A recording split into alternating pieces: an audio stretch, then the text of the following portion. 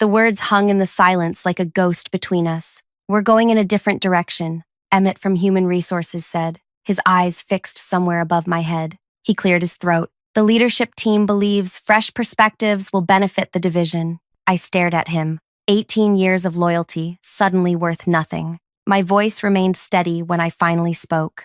And who exactly is taking over my position? Melody Jenkins. She started with us last month in market research. The floor seemed to tilt beneath me. The 20-something, who's been here 4 weeks? 28, Emmett corrected, as if that made it better. She has an impressive educational background and brings innovative thinking that aligns with our new strategic vision. I laughed, a sharp, bitter sound that made him flinch. Innovative thinking? I built this division from nothing. Our client retention rate is 98%. What exactly needs innovation? This isn't a performance issue, Renata. He slid a folder across the desk. We're transitioning you to senior advisor. You'll keep your benefits package. We value your institutional knowledge. Institutional knowledge. The words tasted like vinegar. That's what you call 18 years of relationships I've built? The crisis I handled when our biggest client nearly walked? The nights and weekends I missed with my daughter to keep this place running? Emmett's expression remained blank. Professional, practiced. Your new workspace has been prepared. You can move your things today. The next morning, I watched Melody settle into my chair, her manicured fingers trailing along the desk edge as she arranged her belongings. A potted succulent, a framed certificate from her recent MBA program, a motivational calendar. My new workspace sat in the corner, half the size of my old office, with a view of the building's ventilation system instead of the river. The plate on my door reading Division Director had already been changed to Senior Advisor before I'd even arrived. The team meeting started at 9. My team, my people. They filed into the conference room, avoiding my eyes, shoulders hunched with the awkwardness of collective betrayal. Melody stood at the head of the table, my spot, her youth painfully obvious in her nervous posture. Good morning, everyone. Her voice was too bright, too eager. I'm so excited to be leading this amazing team. I've been reviewing our client portfolio and have some thoughts on restructuring our approach. I watched silently as she stumbled through client names, and our work with Mas on Ellie needs a refresh. Mas C. Nelly, I corrected quietly. They're very particular about the pronunciation. 20 pairs of eyes swung toward me. Melody's smile tightened. Right. Thanks for that, Regina. Renata. Of course. Sorry about that. She laughed nervously. As I was saying, I glanced down as my phone vibrated with an incoming message. The sender name made my heart skip. Dario Massanelli, heir to the Massanelli business empire and my main contact for our largest client. First meeting confirmed. Tuesday, 8 a.m., usual place. Curious about recent changes. I slipped my phone back into my pocket, allowing myself the smallest smile as Melody fumbled through explaining project timelines she clearly didn't understand. My fingers tapped lightly against my thigh, counting down. 3, 2, 1. Excuse me, Jamie from Finance interrupted, but doesn't this timeline conflict with the Massanelli quarterly review? Melody blinked. Well, we can adjust. The Massanelli review requires 6 weeks of preparation. Anna from Analytics added. We always block that time. It's been this way for 7 years. The room grew uncomfortably quiet as Melody shuffled through her notes, finding nothing. This was only the beginning. Before we continue, thank you for taking the time to read this story. If you're enjoying it so far, please hit that like button and subscribe to catch more stories like this one. Your support means everything, and your comments help me know what resonates with you. Now, let's get back to how this corporate nightmare unfolded. My name is Renata Vega. For 18 years, I'd poured everything into building the regional market division of a top consumer insights firm. I had started as a research assistant and climbed to division director through pure determination and strategic brilliance. I knew every client by name. I remembered their children's birthdays. I solved problems before they became disasters. I was 46, with the first silver strands appearing in my dark hair, earned through years of stress and sacrifice. My daughter Zoe had grown up watching me work late nights, miss school plays, and postpone vacations. Just until this project wraps up, I'd always say. The projects never stopped. The signs of my impending removal had been subtle at first. CEO Jerome started bringing Melody to executive lunches without explanation.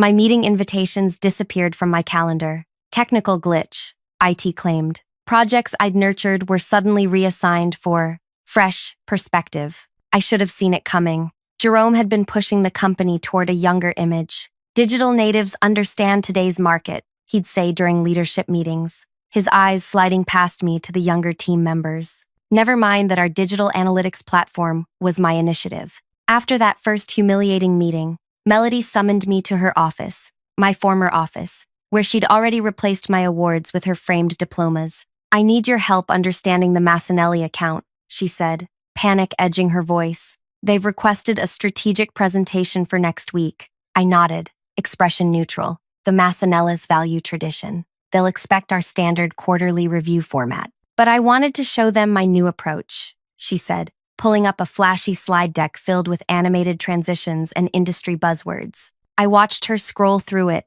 noting 6 critical errors that would offend our conservative Italian clients. "This is certainly innovative," I said carefully. "You don't like it," she frowned. "It's not about my preferences. It's about what works with this particular client." Her eyes narrowed. "Jerome hired me to modernize things, Renata.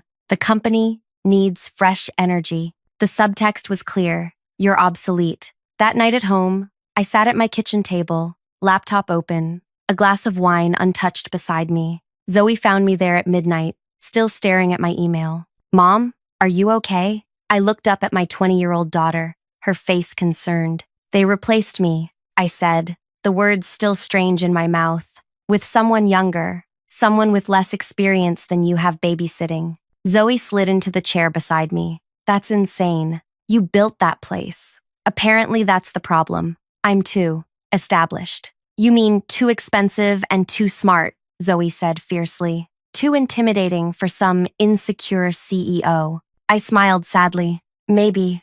Zoe squeezed my hand. "So, what's your plan?" "Plan? Mom, you always have a plan. You're the queen of contingencies, remember?" She pointed to the notebook beside my computer. "What's plan B?" I looked down at the notebook where I'd started jotting ideas. "I'm working on it." "Good," she said firmly, "because you taught me never to let anyone take what's yours without a fight." The next morning, I went back to work early, before most of the team arrived. I sat at my small corner desk, meticulously organizing files when Melody walked in, already looking stressed. "Morning," she said briskly, barely glancing my way. I watched her rush into her office, close the door, and make a frantic phone call. Through the glass, I could see her gesturing, her face tense. At precisely 8:15, my phone lit up with a message from Jamie in finance. "Emergency meeting called. Massanelli threatening to pull account after receiving Melody's new proposal." I tucked my phone away and waited. 3 minutes later, Jerome himself appeared, walking briskly toward Melody's office. "Where's the Massanelli file?" he demanded loudly enough for me to hear. I continued quietly sorting papers, pretending not to notice the crisis unfolding. By 8:30, Jerome emerged from Melody's office and headed straight for my desk. "Renata," he said, his businessman smile firmly in place, "we need your expertise on a sensitive matter." I looked up, expression mild. "How can I help?"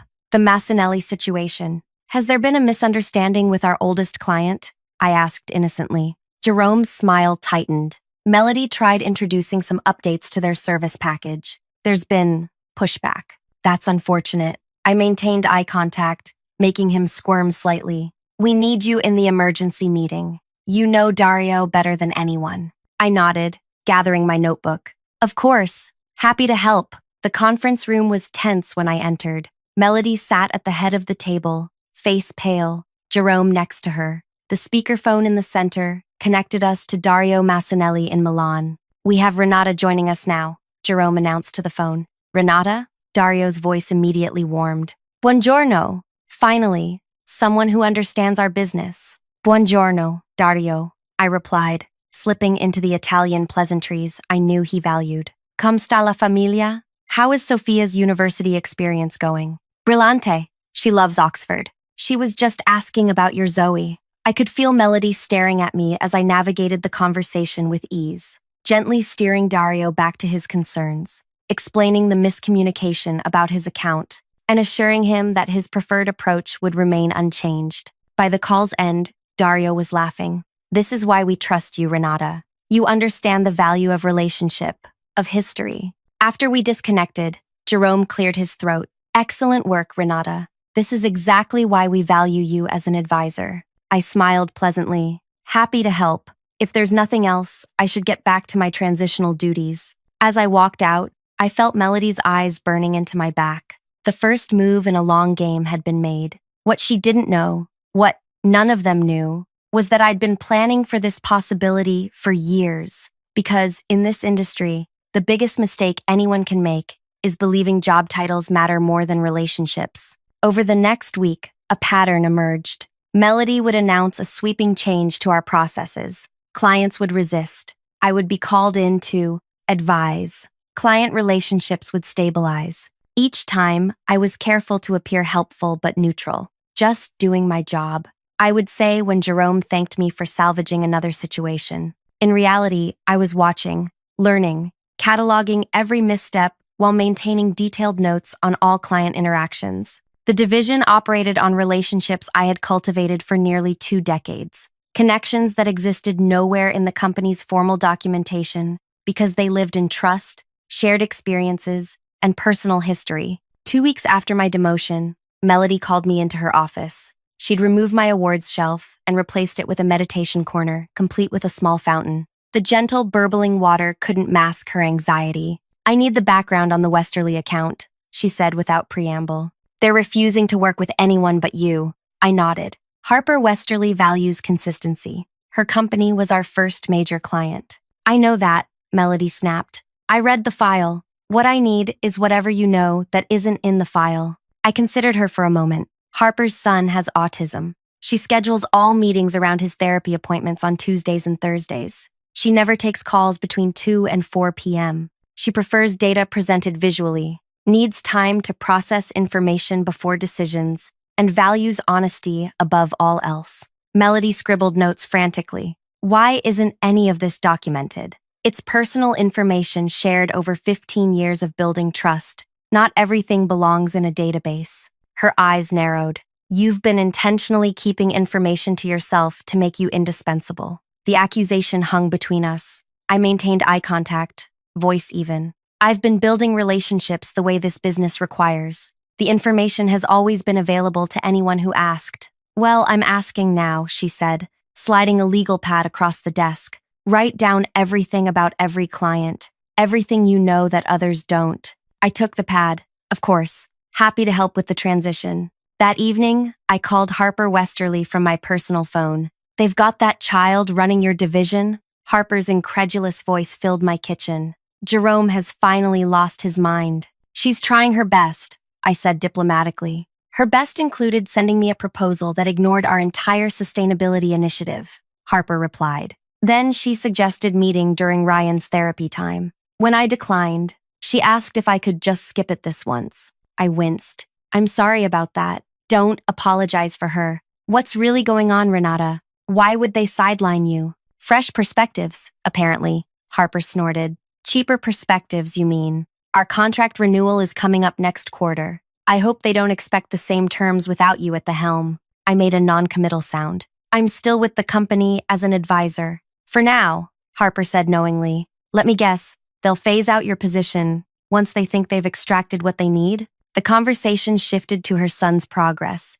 but Harper's insight lingered. She wasn't wrong. My senior advisor role was clearly temporary, a convenient way to extract my knowledge before discarding me completely. The next morning, I handed Melody my client notes, a carefully curated collection that included everything that was generally known within the team, but omitted the deeper personal connections and insights that made the relationships truly valuable. "This is it?" Melody flipped through the pages, frowning. "The essentials," I confirmed. "The rest comes with time and relationship building." She muttered something under her breath that sounded like convenient before dismissing me. That afternoon, our team gathered for the monthly progress meeting. I sat in the back corner, observing as Melody presented her vision for restructuring our client approach. "We need to standardize our processes," she announced, displaying a rigid timeline of client interactions. "Too much of our current workflow depends on individual relationships rather than scalable systems." Jamie from finance raised his hand. Won't that undermine the personalized service our clients expect? Personalization can be systematized, Melody insisted. We'll create detailed client profiles and protocol libraries. I watched my team exchange glances. They knew what Melody didn't, that our clients valued the human connection above all else. They stayed with us because we remembered their children's names, their preferences, their histories. No database could replicate that. After the meeting, Anna from Analytics lingered by my desk. "This is going to be a disaster," she whispered. "The Kowalski Group specifically told me last week they chose us over competitors because we don't treat them like a transaction." I nodded sympathetically. "Change can be challenging. That's all you have to say?" Anna looked shocked. "You built this approach. You're just going to watch her dismantle it?" I met her eyes calmly. "I'm in an advisory capacity now. Melody has the authority to implement her vision." Anna studied me. "You're planning something." I smiled slightly. "I'm adapting to my new role, just like everyone else." "Right," Anna said, clearly unconvinced. "Well, when this ship starts sinking, I hope you've saved some lifeboats for the rest of us." As she walked away, my phone buzzed with a message from Dario Massanelli. "Meeting request denied. New process not compatible with our expectations. What's happening over there?" I pocketed my phone without responding. The cracks were beginning to show. By the 1-month mark of Melody's leadership, client complaints had doubled. 3 smaller accounts had already announced they were exploring other options. Team morale plummeted as Melody implemented rigid reporting structures that doubled everyone's administrative workload. Jerome started appearing in our department more frequently, his forced smile growing thinner with each visit. I maintained my quiet corner position, diligently completing the increasingly meaningless tasks assigned to me, while watching the division I'd built begin to crumble. "You need to do something," Jamie cornered me in the break room. "Ferguson Hotels is threatening to walk. That's $1 million account. I'm sure Melody has a plan," I replied, stirring my tea. Jamie lowered his voice. "The team is talking. Some are updating their resumes. Anna has an interview next week." That got my attention. "Anna's leaving? Can you blame her?" Melody rejected her analysis methodology and implemented some cookie-cutter approach she brought from business school. "The data's garbage now." I frowned. Anna was brilliant, the best analyst I'd ever worked with. Losing her would be a major blow. "What exactly do you expect me to do?" I asked quietly. "I don't know. Something. Anything. You always had a plan." I looked at him steadily. "Plans take time, Jamie. Sometimes you have to let things develop naturally." He shook his head in frustration. "While you're waiting for things to develop naturally, we're losing everything you built." As Jamie walked away, Melody appeared in the break room doorway. "I need you in my office,"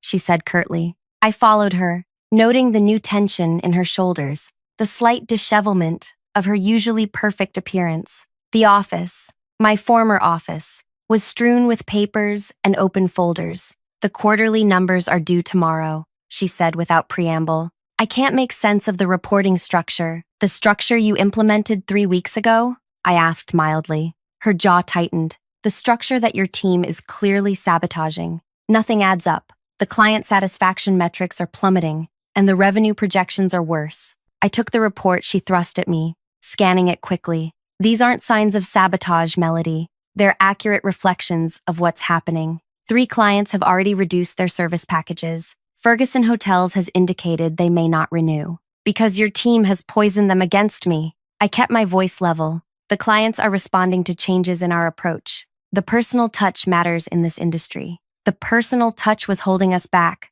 She slammed her hand on the desk. "We need scalable, repeatable processes that don't depend on individual relationships." Jerome agrees with me. "Then perhaps you should discuss the reporting structure with Jerome." Her eyes narrowed. "You're enjoying this, aren't you? Watching me struggle while you sit in your corner, playing the wise martyr. The division failing proves you right." I set the reports down carefully. "I want the division to succeed. These are my people, my clients, but I'm not in a position to direct strategy anymore." "Then help me fix this," she demanded. I studied her for a moment. "What exactly are you asking?" "And take over the quarterly report. Make it make sense. Show me how to present these numbers without Jerome firing me on the spot." And there it was, the leverage point I'd been waiting for. I nodded slowly. "I'll need access to all the client files again, and I'd like Anna pulled off her current project to assist me." Melody hesitated, then nodded tersely. "Fine. Whatever it takes.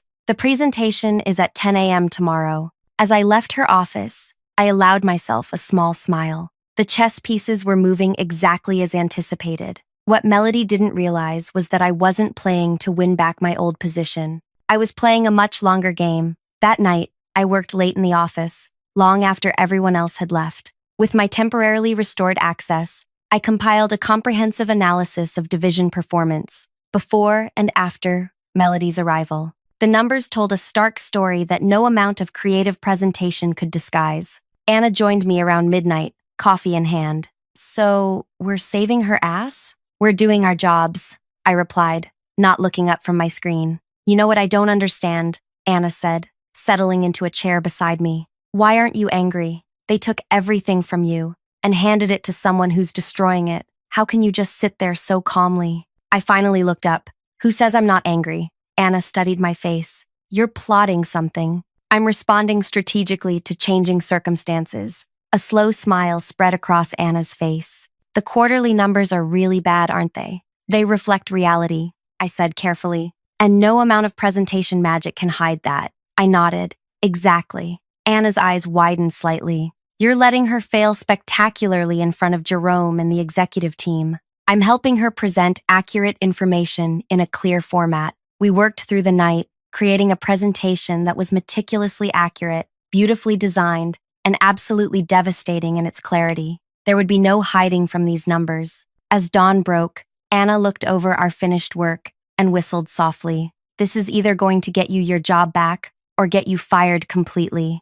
I saved the file and sent it to Melody. "Perhaps. But sometimes you have to be willing to risk everything to gain anything worthwhile." What I didn't tell Anna was that the presentation was just one small move in a much larger strategy. A strategy that had been set in motion the very day Jerome had first brought Melody to an executive lunch 3 months earlier. The quarterly presentation unfolded exactly as I anticipated. Melody stood before the executive team, clicking through the meticulously crafted slides Anna and I had prepared. Each graph told the story of a division in rapid decline. Client satisfaction fallen by 37%, new business acquisition down 42%, team productivity metrics showing alarming downward trends. "As you can see," Melody said, her voice growing smaller with each slide, "we're experiencing some transitional challenges." Jerome's face had transformed from mild concern to barely contained fury. "Transitional challenges? This is a nosedive, Melody. What exactly is your plan to reverse it?" She glanced desperately in my direction, where I sat quietly against the wall. I kept my expression neutral, offering neither rescue nor satisfaction. "I've developed a new client engagement framework," she began, pulling up a slide I'd never seen before. "By standardizing our approach across all accounts." "Standardizing?" Victoria, from the executive board, interrupted. "Our competitive advantage has always been customization." "Yes, but customization isn't scalable," Melody argued. "Growth is irrelevant if we're losing existing accounts," Jerome cut in. "Ferguson Hotels is worth $3 million annually. I received a call yesterday saying they're reviewing their options." The room fell silent. Melody's hands trembled slightly as she gripped the presentation remote. "Perhaps Renata has some insights," Victoria suggested, turning toward me, given her history with these accounts. All eyes shifted to my corner. I straightened slightly. "The relationships with our key clients have been built over many years. They value consistency and personal connection. Rapid changes can be unsettling for them." "That's putting it mildly," Jerome muttered. "This is a disaster." Melody's face flushed. "I was brought in to modernize the division. You said we needed fresh perspectives." "Fresh perspectives. Yes. Complete dismantling." "No." Jerome closed his laptop with a snap. "We need immediate damage control. Renata, can the Ferguson account be salvaged?" I paused, letting the question linger just long enough. "Possibly. Damian Ferguson and I have a strong working relationship. I could reach out personally." Jerome nodded briskly. "Do it, today, and review all at-risk accounts." He turned to Melody. "We'll discuss your role after this crisis is contained." As the meeting dispersed, Melody cornered me in the hallway, her voice a harsh whisper. "You set me up.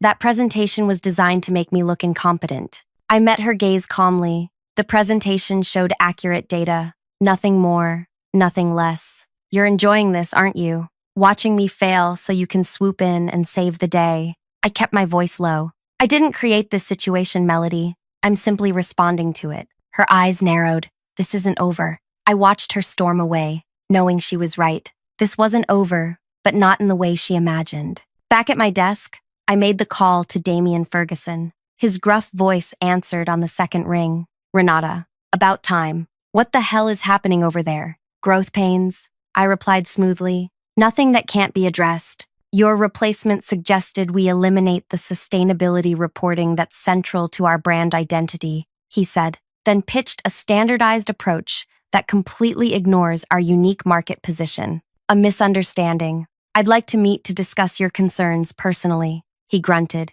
My concerns are that the person who understood our business is sitting in a corner while some kid dismantles 18 years of partnership. Perhaps we could discuss this over lunch tomorrow? Fine. The usual place. Noon. I hung up and found Jerome hovering nearby. Well? He asked anxiously. He's agreed to meet. I'll handle it. Relief washed over his face. Good. That's good. He hesitated. Listen, Renata, perhaps we were hasty in restructuring your role. Once this situation stabilizes, we should discuss your position. I nodded noncommittally. Of course. For the next week, I moved methodically through our client list, meeting personally with each one, soothing concerns, and rebuilding confidence. The team's mood lightened as accounts stabilized. Melody grew increasingly marginalized, relegated to administrative tasks while I handled client relations. The power shift was subtle but unmistakable. When I spoke in meetings, people listened. When Melody attempted to assert authority,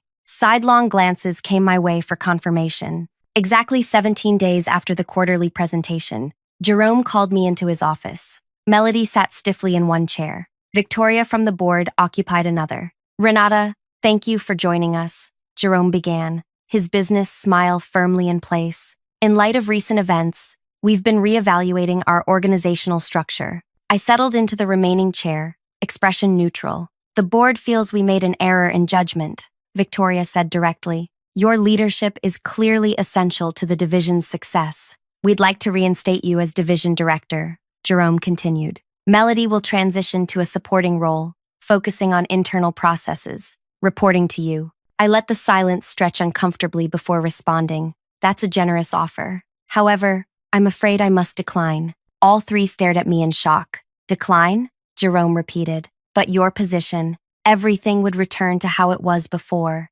Not quite everything, I said calmly. My trust in this organization's leadership has been irreparably damaged. Victoria leaned forward. We understand your frustration, but this isn't about frustration, I interrupted. This is about recognizing my value. If that value is only acknowledged during crisis, then perhaps my talents would be better appreciated elsewhere. Jerome's expression darkened. You're threatening to leave? Now? Not threatening. Informing. I pulled a folder from my bag and slid it across the desk. This is my formal resignation, effective immediately. This is ridiculous, Jerome sputtered. You can't just… I can, I said. And I have another announcement. As of yesterday, I've established my own consulting firm. Victoria has already seen my proposal. I turned to her. Isn't that right? Victoria had the good grace to look uncomfortable under Jerome's shocked stare. You approached our board member? Jerome asked incredulously. Actually, she approached me, Victoria admitted, with a very compelling business proposition. I'll be offering specialized consulting services focusing on relationship-based client management, I explained. Victoria recognized the potential value immediately. Jerome's face reddened. This is a conflict of interest. Your contract has non-compete clauses, which apply only to direct competitors in our market space. I finished for him. My firm operates in an advisory capacity across industries. Perfectly legal, my lawyer confirmed it. Your clients will follow you, Melody said quietly, speaking for the first time. You've planned this all along. I turned to her. Not all of them. Only those who value relationship continuity over corporate structure. My firm will be very selective about its clients. Jerome slammed his hand on the desk. This is unacceptable. After everything this company has done for you, after 18 years of dedication, I was discarded without consideration. I corrected him. That clarified my value to this organization perfectly. I stood to leave, then paused. Oh, and you should know, Anna from Analytics and Jamie from Finance have accepted positions with my new firm. They'll be submitting their resignations this afternoon.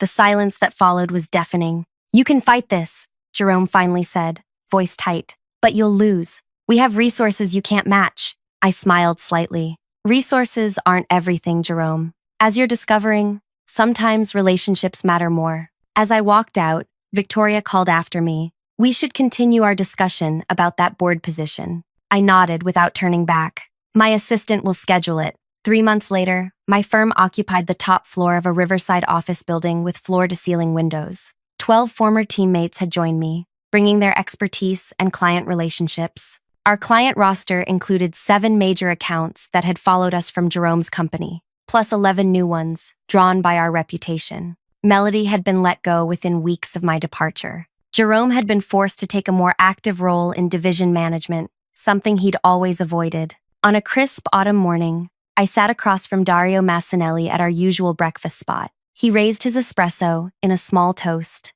"To brilliant strategy," he said with a knowing smile. "When did you first begin planning your exit?" I sipped my tea before answering. The moment I noticed Jerome bringing Melody to executive meetings 3 months before my demotion. A wise business person always recognizes the signs. "And you let the situation deteriorate intentionally?" I simply stepped back and allowed natural consequences to unfold. I corrected. The best revenge isn't orchestrating someone's failure. It's creating your own success from their mistake. Dario laughed appreciatively. "You know, Jerome called me personally last week, offered a substantial discount to return our business to his company. And I told him relationships aren't built on discounts. They're built on trust, consistency, and understanding." He gestured around the bustling cafe. "Like this breakfast we've shared every month for 7 years. My phone buzzed with a message from Zoe. "Ferguson signed the 3-year contract. Celebration dinner tonight?" I smiled, typing back my confirmation before returning to Dario.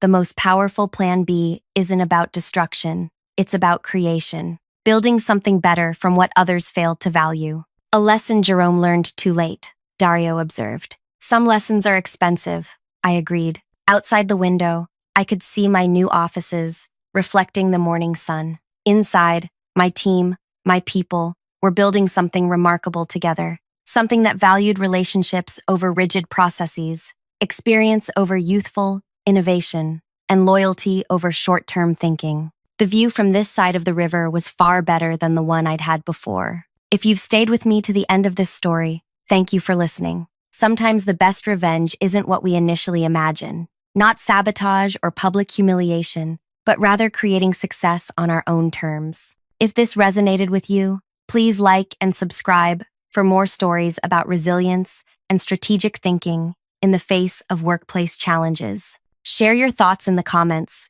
Have you ever had to activate a plan B when life took an unexpected turn? Your experiences matter, and I'd love to hear from you.